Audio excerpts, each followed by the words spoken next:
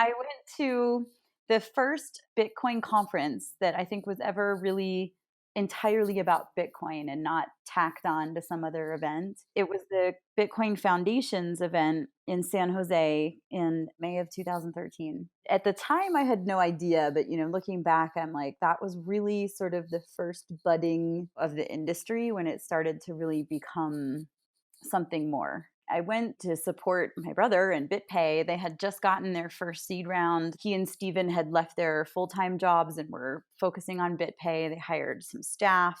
And it was just a really exciting time for them. It was a great opportunity for me to be involved. So I went down to San Jose, and that's when it all sort of really sunk in.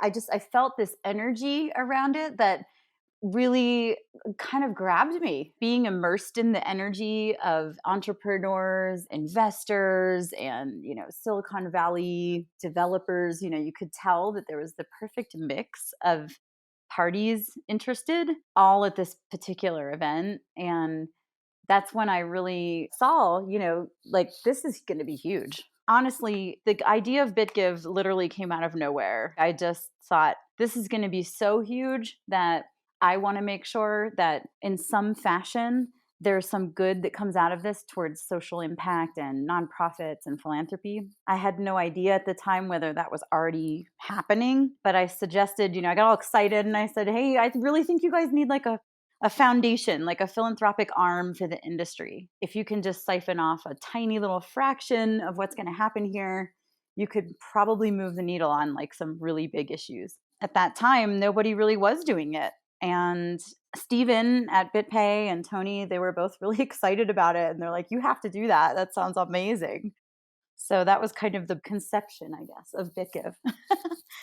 We started raising funds for NGOs in Bitcoin. A lot of them weren't accepting, Bitcoin directly back then. And so we were, I would say, pretty instrumental in like introducing some of these big name mainstream NGOs to the tech itself, familiarizing them with it, and fundraising for them was kind of like a gateway. And yeah, we've been through so many ups and downs and challenges. One of the major barriers in the space that we keep coming up against is that regulatory environment is always changing, in the US, but also especially like in other countries. Out of nowhere, some hammer will come down. And that's what happened with us with the MVP.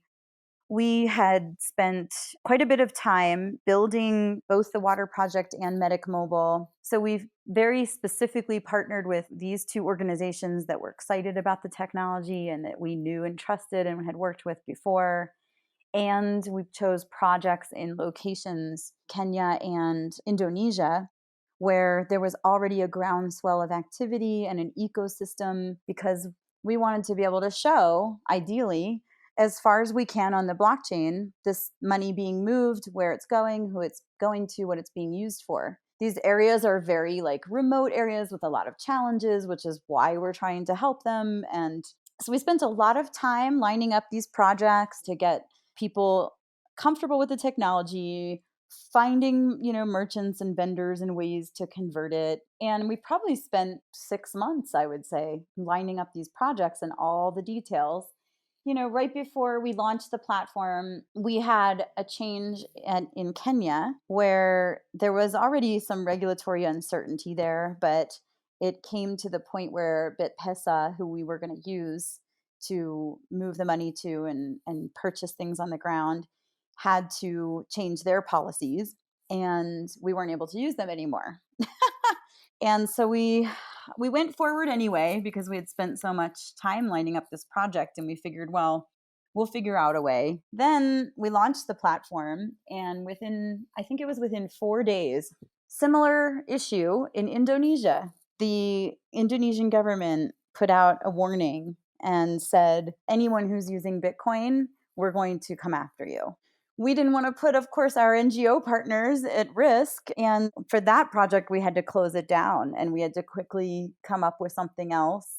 It's always been something like that. There's always some hammer that comes down or some crazy unexpected thing that no matter how much you plan, no matter how on board your partners are, all that comes with it for accounting and legal and all of this stuff. And it doesn't matter how much of that you do, because you never know what's going to happen. It's interesting that everywhere we try to work, because there's an ecosystem building on the ground, that's also where the government tends to start to clue in more, because there's more activity, and usually comes down with some sort of policy or regulation that stops everything.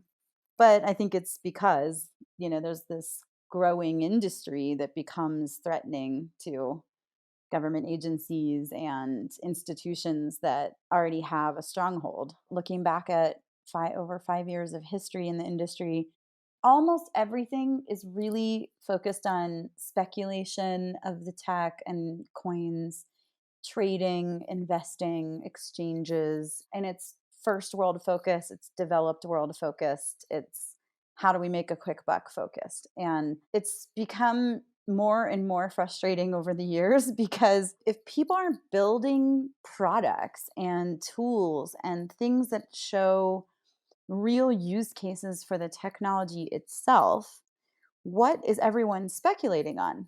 It has to have a value. And where does that value come from? I talked about regulatory challenges, but there's a very severe lack of infrastructure, especially in the developing world.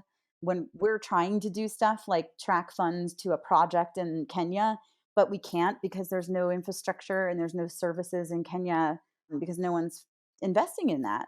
Everyone's investing in what's the next coin on our exchange? What gets me up every day and why I keep pushing this, even though the focus is everywhere else, is because I see real potential for the tech itself to help the philanthropy sector.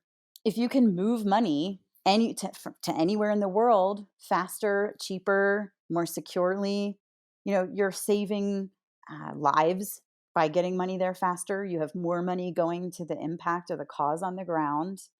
And this transparency aspect is huge as well. Like, it's all inherent in the technology. BitGive doesn't have any special sauce or anything. We're just taking the tech itself and demonstrating what it can do.